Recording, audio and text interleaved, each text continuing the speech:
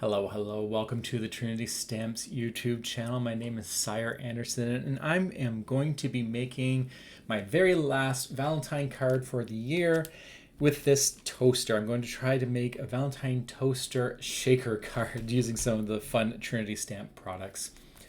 The one thing I'm going to be using is this toaster card die here, and it just creates a nice sized, almost A2 size toaster. There are quite a bit of neat examples that the design team has created using this, so definitely check out those other videos or the Instagram. And so I'll be doing that. I'm going to bring in some of this glossy red cardstock because I'm going to try to have a nice retro toaster, so that nice glossy red. And then I will use this stamp set, which is This Calls for Toast. It has a bunch of great sentiments, and there's that little toast guy, which the face, I realized, is separate. So you have the option of putting a face or no face, but definitely we're going to have a smiley face on our toast. So let me just get everything all sorted out and we'll start creating a card together. Okay, to start off, let's grab some red cardstock, and then I'm going to take the two large dies here. This is the full toaster with the inset. I'm going to tape this together because I'm going to cut it a few times. I have some red cardstock here. I'm going to cut it in some red glossy paper as well as a piece of dark gray. And for the dark gray, I just have that little teeny piece at the top there. And that's what's going to be used for the inset where the toast would lie in. Then I'm going to cut the bottom decal piece in white just so that it has a little bit of texture and definition of the toaster. We want to make it look a little fun as if it is a real toaster and not have it all red. And then I'll have the little handle there matching it with the same granite dark gray color. And of course, a shaker is not a shaker without a piece of acetate. My acetate is quite thick, so I had to cut it out with scissors after I die cut it just to finish it off. But if you have a nice thinner, then this should cut it right through. Now I am going to glue these together, and you don't need to do this step. The reason I cut it out 3 or 4 times is because I want this piece to be a little bit thicker. It's a very delicate piece, so layering it in 2 or 3 or 4 layers will give it some strength so it's not as floppy, and it'll be much easier to add the foam tape to it. So now that I got those together, I'll put some acetate on. I will allow this to dry just for a tiny bit because the glue and gluing acetate to paper doesn't necessarily dry immediately, so I do not want to move around. So I'll just leave it there to dry while I start gluing the other pieces together.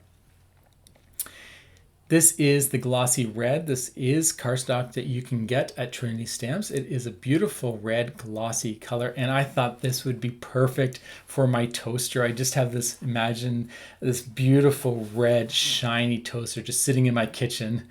Actually, my mom has a red toaster that's almost as shiny as this, so maybe that's the inspiration I was going with. I'm not sure, but here we go. And then here's where we're going to be using that dark gray piece of cardstock just to fill it in the center there. To finish off this toaster, we'll just add this white trim to the bottom. And I think this really adds to it. This makes it look like such a classy retro toaster. Okay, so here's my card base. I decided that a nice contrast to this red, especially for Valentine's, is a craft cardstock. Craft is perfect for Valentine's because it looks fantastic with red and pink. Of course, there's no pink yet, but maybe we'll sneak a little bit in there. I'm just going to trace this outline so I know where I'm going to glue it without losing that position. One thing to take in consideration is that you saw that I was strategically placing the shaker on top of this background, but when you add the foam tape, especially if your foam tape is thick, as it should be so you can shake, you will see the craft cardstock in behind because you have lifted a bit. So you're not going to get that snug around the background. It's easily unnoticeable unless you actually look. To start adding some characters to my toaster, I'm going to grab this little bread guy. I guess because he hasn't been toasted yet, it is bread. And I'm going to cut that in, let's call it rye and pumpernickel.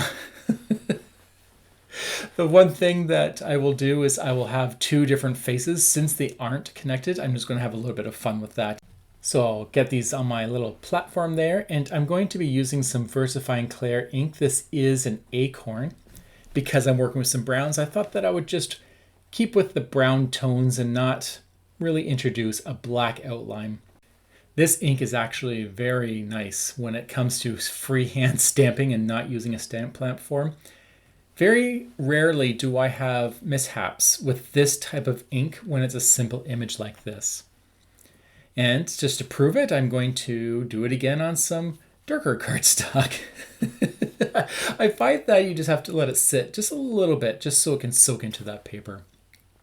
Now that once that is done, I'm going to put this aside and bring out some brown ink. I thought this was a little bit darker, but it's a mid brown. You can use whatever brown you like, whatever's on hand, and we're just going to ink around this.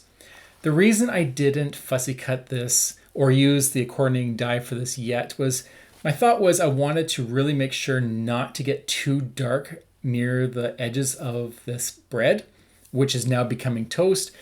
Unfortunately, it's just too much of a gap. So most of the ink was being captured before I got to the center. So I'm just going to prove my theory by cutting out this one in pumpernickel, and I'm going to just use the ink. And I could tell, at least up close, it's harder to see on camera because it's such a dark piece of paper.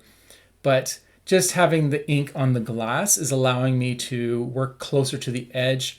And so I'm going to try with the lighter color, and I'm just going to be very careful not to get it too dark. And I'm just working on the edges. I'm not sure why I was so afraid. I've done this so many times, but for some reason I was thinking that I was going to get a lot of dark edges. And I didn't. And in fact, I decided to just put the ink right to the edges like here. So I don't know. Sometimes you get this thought in your head, and when you start rewatching it, you just can't figure out what you're doing. But really, in the end, it doesn't matter because you'll get to the end eventually. So I now have some nice toasted images. I'm going to bring back that glossy cardstock and cut out the sentiment toast. This is going to tie in with that toaster outline. And then I'm going to pull out some white cardstock and the sentiment let's. So the whole sentiment is going to say let's toast. And then the words are going to match with the toaster colors. What I'm doing here is I have a piece of, what's it called? It's like saran wrap. It's press and seal. That's what it's called. And I just took the Trinity Teflon folder and I just smooth it out so that it will stick to it. This allows me to keep the words exactly where they are meant to be, and I can just glue it while it's in place. So I'll show you how we do that later, but that's how you just let it stick there. And a reason I brought out that pickup tool was so I can use the pokey end and just make sure that that little apostrophe stays in place. Next, I'm going to bring in some foam tape. You use whatever foam tape you have on hand. This is just a very thin foam tape that's perfect for this delicate piece. And I'm just going to make sure that it is fully sealed so my embellishments do not come out. I like to add a little glue to my foam tape because I don't honestly trust that foam tape works as good without glue. But once again, it's up to you how you like to assemble your cards. But if you don't know, try glue first. It might save your shaker card from falling off. Now this one's going to be a little tricky, just so you know, because I only have left the top opening for me to pour in my sequence. So here is the Trinity Tidy Tray. I'm going to just use that to help me pour in. And I'm going to pull out some of these fun shaker pops. I love these shaker pops because they sound great, they look tasty, and they just make your shaker card top notch. So I took some red, pearl, and I believe it's called pink or peachy pink. And then ignore me opening up this package. I broke it. I thought I was opening it in reverse and I forced it open. So ignore that. But this is some more of these hearts in the same peachy color. And that's just to add a little bit of texture. I have a huge space for this toaster. I can fit so much in here. I don't think I'm ever going to overfill this one, but I'm still going to be a little reserved. But here I'm just going to dump it in. Don't be worried, it is going to all go in, but you do have to be a little careful because it's just open slightly on the top and you don't want it to tear off your paper. I did allow it to set and dry for a bit before I filled it, but just be very careful not to be too forceful. I'm using that pokey tool just to grab the rest of the tape and anything that's stuck, and then I will seal this shut, give it a good press, and there you go. There's my toaster shaker.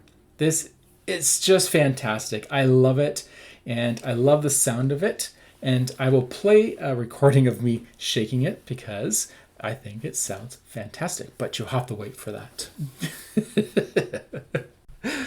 So now it's time to work on the sentiment. And I'll say I love this sentiment, this toast sentiment. I love the font, the wonkiness of it. And I think it just works well with the toast.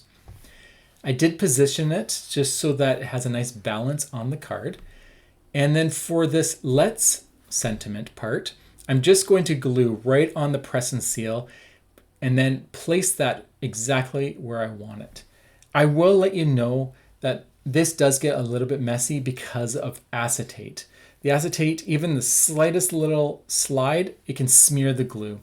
But if you happen to have a picky tool, for example, the Trinity pickup stick, it has the pokey side, and before the glue really dries, you can pick at it and clean it off. So it's not a big worry. Just be ready, be prepared that it can do that.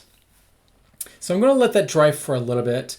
I walked away for a bit. I just want to make sure I don't, because the press and seal is sticky, right? So I don't want to rip it off. So using the pokey tool, I will make sure that everything sticks on the card and not the press and seal. And now I'm just going to start cleaning it all away. It did take a little bit, but just be careful and just use the pokey side and it comes right off. And now I'm going to put my sentiment back because that press and seal had taken it off because it wants everything. And I'll just start gluing this on. I found that I tried to use my fingers, but then I decided to bring in some tweezers. That's definitely a lot more control. You can just easily position those. And I'm just going to put them exactly where I had positioned them so that, like I said, you have that nice balance. I want the let's to be centered in above the O and the A because I find that the T and the S are higher, they're taller. So it looks really cute, almost like it's hugging the sentiment when you have the let's just right in the center there. And I'm just add the last letter here with the T, just adding just a little bit of glue, and I'm not pressing hard. I'm just kind of setting it and letting it go because if you move it, as you'll see, I'll do it right now, it will leave a little bit of glue, so you'll have to bring that little pokey tool and clean that up. Once again, not a big deal, but it is just something to consider when you have such a large piece of acetate. Okay, and there we go. And since I did remove the sound, I'll just shake it now so you can hear it.